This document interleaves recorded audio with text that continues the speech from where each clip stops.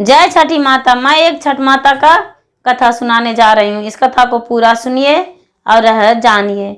आधी नहीं, आधी सुनने में छठी माता का अपमान होती है और पूरा सुनने में ज्ञान होती है। इसलिए कथा को पूरा सुनिए और जानिए। जय छठी माता। जो छठ माता का व्रत करती है उसे सुख शांति मिलती है और पुत्र की प्राप्ति होती है, हर मनोकामना पूर्ण होती है। छठ माता जो है पूरा जगतर की रानी है, पूरा जग को देखने वाली है, सब पे अपना कृपा बरसाती है। जय छठ मैया। बोलो प्रेम से छठ माता की जय। एक बूढ़े गरीब ब्राह्मण थे। वो गरीब जो ब्राह्मण थे तो ब्राह्मण मंदिर में पूजा करते थे, मंदिर में पूजा करते थे और पूजा करके अपना घर परवरिश करते थे। पूजा पाठ से ही घर परवरिश करते थे। लेकिन वो ब्राह्मण को क्या काम था कि पूजा करके भी लाते थे लेकिन थोड़ी सी उसमें बचा लेते थे। 2 पैसे जमा करते थे, 2 पैसे जमा करते थे और जमा करके रखते थे और थोड़ी थोड़ी अनाज भी बचाते थे। जब कार्तिक का महीना आता था तो जो सर्दीय पूर्णिमा होती है, उस पूर्णिमा के सुबह होला से ये ब्राह्मण प्रतिदिन दान किया करते थे। कार्तिक मास में दान किया करते थे, दान करते थे। और जब छठ का पक्ष चढ़ता था, पिछला पक्ष शुक्ल पक्ष, कार्तिक शुक्ल पक्ष चढ़ता था, तो ये दौरा किसी को सूप दान करते थे, किसी को पलटा दान करते थे, अन्न दान करते थे। छठ के नाम पर पूरा दान करते थे। अपने मांगते थे, अपने मंदिर से ले जाते थे, अपने कष्ट करते थे वो ब्राह्मण, लेकिन दान करते थे। दान करने में कोई कमी नहीं किए थे, बहुत दान करते थे। उनका जो पत्नी थी, पत्नी भी बहुत दान करती थी। पति पत्नी दोनों मिलकर और इस काम को पूरा करते थे। और जब छठ के दिन आता था, जिस दिन छठ रहता था, उस दिन जो ब्राह्मणी थी वो डलवे में फूल और पान के पत्ता लेकर और जितना सूप परवैती रहते थे अर्घ देते समय, सबके सूप पे पान और फूल ले जाकर चढ़ाती थी। उसको वही काम रहता था। हर साल छठ में वही करती थी। सारी लोग कहते थे कि सबको सब कुछ लगता है, सब कुछ मांगते हैं। ये ब्राह्मण जो है सारा दिन मांगते खाते हैं, मंदिर में पूजा करते हैं, लेकिन भर कार्तिक दान करते हैं। इनको दान करने से क्या मिलेगा? इतना दान करते हैं, ऐसे क्यों करते हैं?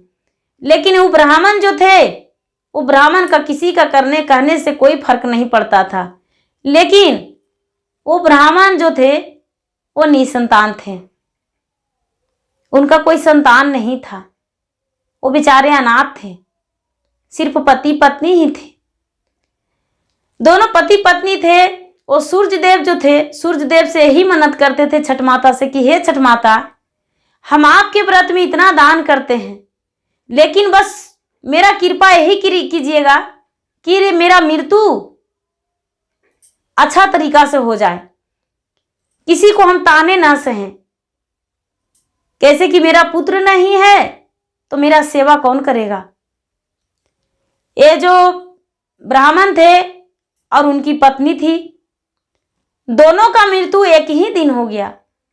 पहले ब्राह्मणी का मृत्यु हुआ, उसके बाद ब्राह्मण का मृत्यु हो गया। दोनों का मृत्यु मंदिर के स्थान पे ही हो गया। जिस वक्त पूजा कर रहे थे उसी वक्त दोनों का मृत्यु हो गया। पहले ब्राह्मणी, उसके बाद ब्राह्मण। जो गांव वाले थे, वो गांव वालों ने क्या किए कि ब्राह्मण और ब्राह्मणी दोनों का मिट्टी से झाँक दिए ले जाकर। उनके जो भी क्रिया कर्मठ था वो कर दिए गांव वाले कर दिए। सारे लोग यही कहते थे कि जब तक ब्राह्मण बचे तब तक बहुत दान पुण्य किए, सारा दिन मांगते थे लेकिन भर कार्तिक दान करते थे। ये छठ में बहुत दान किए। दोनों का मृत्यु हो गया तो एक का जन्म हुआ एक राजा का घर में और एक का जन्म हुआ एक राजा का घर में। एक राजा के घर में एक कन्या जन्म ली और एक राजा के घर में एक पुत्र जन्म लिए। जब एक पुत्र जन्म लिए तो जो राजा थे, राजा का घर में जो राजा का बेटा के बन के रूप में हुए जन्म, तो बहुत बड़े राजा के घर में जन्म लिए, बहुत बड़ा राजा। और उनको पैदा लेते ही उनका जो राजा का घर में जन्म लिए थे, उस राजा का औरों से और धन हो गया। इतना धन हो गया, इतना धन हो गया कि सारे लोग कहते थे कि राजा साहब का पुत्र पैदा लिया है तो राजा साहब और धनागर हो गए हैं, पता नहीं इतना धन कहाँ से आया। राजा साहब एक पूंजी लगाते थे तो 4 नफा होता था। उनका किसी रोजी रोजगार में कमी नहीं हुआ, बढ़ते ही गया। राजा साहब भी बहुत खुश थे। ये जो इनकी पत्नी थी किसी राजा के घर में कन्या के रूप में पैदा ली, तो वो राजा के यहाँ भी बहुत धनवान हो गए, बहुत धनवान। वो जो राजा थे वो राजा महाराजा बन गए। ये राजा के घर में पुत्र बड़ा होने लगा, पुत्र बड़ा होने लगा तो धीरे धीरे बहुत बड़ा हो गया। सारे लोग कहने लगे राजा साहब अपने पुत्र को शादी कर दीजिए, पुत्र को शादी कर दीजिए, पुत्र आपको बड़ा हो गया है। राजा साहब भी सोचे कि हाँ हम पुत्र को शादी कर देंगे। अपने लड़का को राजा साहब शादी कर दिए।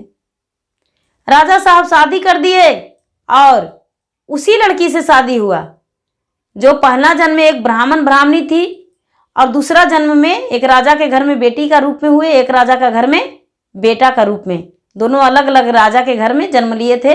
दोनों को शादी हो गया, दोनों एक जगह हो गए। तो दोनों के अपने पूर्व जन्म के बारे में कुछ पता नहीं था। दोनों आपस में बात करते थे कि हमने क्या किए हैं जो इतने बड़ा हम राजा बन गए हैं। हम 1 पैसा भी पूंजी लगाते हैं तो उसमें 10 पैसा आमद हो जाता है। कौन सा कर्तव्य किए हैं, वो कर्तव्य हम फिर से करना चाहते हैं कि आगे दिन मेरा पूर्वजों संभर जाए और मेरा पूर्वज भी अच्छा से रहे। हम ऐसा फिर से करेंगे। इस बात को कैसे पता चलेगा? ये जो ब्राह्मण थे वो बहुत ज्योतिष को बुलाएं, बहुत ज्योतिष को बुलाएं अपना भाग देखने को लिए कि हम क्या कर्तव्य किए हैं जो इतने बड़े राजा महाराजा हैं।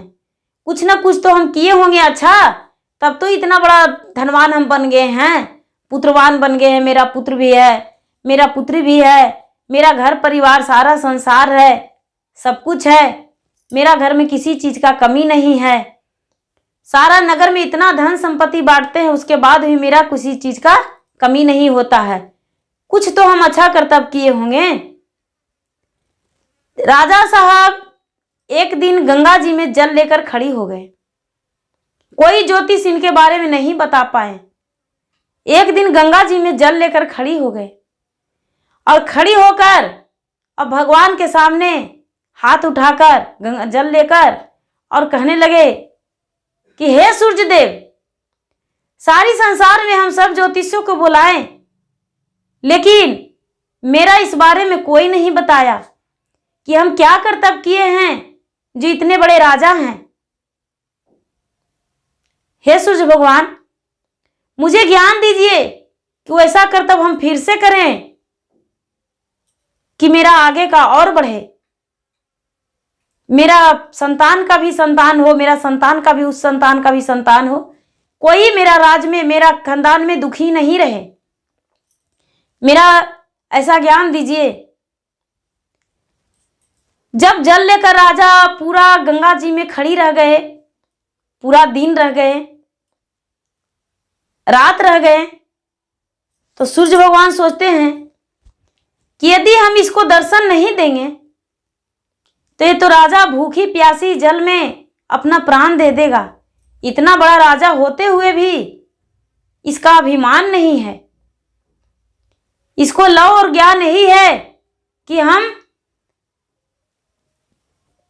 जानना चाहें कि मैंने क्या कर्तव्य किया था जो इतना बड़ा राजा बन गए हैं, और इसे बताना चाहिए। जो सूर्यदेव थे वो राजा के सामने 7वां दिन में प्रकट हो गए। 7वां दिन में प्रकट हो गए। राजा का 7 रात 7 दिन बीत गया जल में। 7 रात 7 दिन जब जल में बीत गया तो भगवान प्रकट होकर राजा के सामने खड़ी हो गए और बोले, राजन, तूने पहला जन्म में एक ब्राह्मण था, इस जन्म में तुम्हें 5 पुत्र हैं, लेकिन उस जन्म में तुम्हारा कोई पुत्र नहीं था, तू निसंतान था। और तुम्हारी जो पत्नी थी वो बहुत सीधी सादी भोली भाली थी। तुम दोनों पति पत्नी एक मंदिर में पूजा करता था, सूर्य देव का चरण धोता था, सूर्य देव का, और चरण धोकर और तूने पूजा पाठ करके और उसी से अपना राशन पानी चलाता था और मांगता था, लेकिन सारी दिन मांग कर और जमा करता था। मंदिर में जो पैसा चढ़ता था वो पैसा बचाकर तूने रख दिया करता था, कभी उस पैसा को खर्च नहीं करता था। और तूने जब कार्तिक मास आता था तो पूरा कार्तिक लंगड़ा को, अंधरा को, लूल्हा को, कोढ़िया को, काना को दान दिया करता था, और इसी कारण तुम्हारा ये धन प्राप्ति हुआ है। और जब शुक्ल पक्ष परिवा दिन आता था, कार्तिक मास, तब तूने छठ के नाम से बहुत दान किया करता था। और छठ तू खुद नहीं करता था, लेकिन डाली में तुम्हारी जो पत्नी थी वो भर डाली फूल लेती थी और पान के पत्ते, और जितना परवैती लोग जो थी सबके परवैती पे फूल और पान के पत्ता दान करती थी। तूने भी किसी को डलवा, किसी को सूप, किसी को पलटा, किसी को फल, तूने भी बहुत दान करता था। तुम्हारी पत्नी गंगा के घाट पर जाकर सबके फूल दान करती थी। इस कारण तुम्हारा दोनों का, और तूने कुछ नहीं मांगा था, कभी लालच नहीं किया था, लेकिन तूने सारा दिन यही मांगते रहा कि हे सूर्यदेव, मेरा दोनों पति पत्नी का मृत्यु अच्छे से हो जाए, हम लोग दुख ना करें। तुम्हारा दोनों का मृत्यु हो गया, तूने दोनों स्वर्ग का वास कर गया, मंदिर में ही मृत्यु हुआ। तुम्हारा पत्नी का पहला मृत्यु हुआ और फिर उसके बाद तुम्हारा हुआ। तूने एक राजा के घर में जन्म ले लिया और तुम्हारी पत्नी जो थी वो भी एक राजा के घर में जन्म ले ली, और दोनों का विवाह हो गया और दोनों अपना सुखी जीवन बिताने लगा। इसीलिए तुम्हें ये सब धन प्राप्त हुआ है। तुम्हारा जो भाग है वो निर्मल है, अच्छा है। तुम्हें कोई छलवल पहले जन्म में भी नहीं था और इस जन्म में भी कोई छलवल नहीं है। इसलिए तुम पे लक्ष्मी माता विराजमान है, छठी माता विराजमान है, सूर्यदेव विराजमान है। तुम्हारे पास किसी चीज का कमी नहीं है। ये जो राजा थे वो बोले कि महाराज, हम चाहते हैं कि इस जन्म में भी हम इस व्रत को करें और दान पुण्य करें और लोगों से करवाएं। मुझे इस व्रत का विधि बता दीजिए। मुझे तो ये पता नहीं है कि उस जन्म में हम क्या किए थे। बोले ठीक है। उस जन्म में के बारे में बताकर और छठी का सूर्यदेव विधि बताएं कि ये शुक्ल पक्ष चौथ का नहाई खाई करना और पंचमी का उपवास रखना पूरा दिन, लोहंडा दिन के लिए, और भगवान के अच्छे मीठे भोग लगाना, और षष्ठी के दिन शाम के समय में अर्घ पड़ता है जो कि डाले में सूप में फल सजता है, और सप्तमी के दिन पारण होता है। तुम अच्छे तरीका से अपना निभाना व्रत को। तुम्हारा ऐसा करने से आगे दिन भी तुम्हारे पुत्र को भी पुत्र का प्राप्ति होगा और एक राजा ही रहेगा, कभी प्रजा नहीं बनेगा, कभी गरीबी उसका पर नहीं छाएगा। ये जो बताएं सूर्यदेव, तो ये जो राजा थे वो बड़ी प्रसन्न हुए और अपने राज में पूरा नगर में ढोल बजवा दिए कि भाई लोग कार्तिक मास में शुक्ल पक्ष चौथ को स्नान करके और माता छठी का व्रत को ध्यान करना। जितना जिसका जरूरत रहेगा हम दान देंगे। और राजा के पास जितने लोग आए, जो भी छठ व्रत करते थे, पहले से भी कर रहे थे, और जो लोग नहीं करते थे वो भी राजा के पास आए और राजा से दान लेकर और व्रत किए। और राजा उस दिन से अपने नगर में बहुत सारे धन देते थे छठ के नाम पर, और छठी माता के नाम पर दान देकर और लोगों से छठ करवाते थे। और अंधरा लंगड़ा कोढ़िया को सबको राजा मदद करते थे। उस दिन से राजा पहले जन्म की तरह दूसरा जन्म में भी करने लगे। और राजा का जब अंतिम समय आया, बुढ़ापे का समय आया, तो इनका शरीर में कोई कष्ट नहीं हुआ। इनका अंतिम सांस भी टूटा तो भक्ति करते समय इनका सांस टूटा। ये पति पत्नी दोनों स्वर्ग को वास कर गए और इनका पुत्र भी राज करने लगे। जय छठी माता। जैसे उस राजा पे कृपा किए छठी माता, उसी तरह कथा सुनने वाले पे, कथा कहने वाले पे कृपा कीजिएगा, अपनी दया बरसाइएगा। जय छठी माता। जय सूर्य देव। दया कर महादेव, दया कर।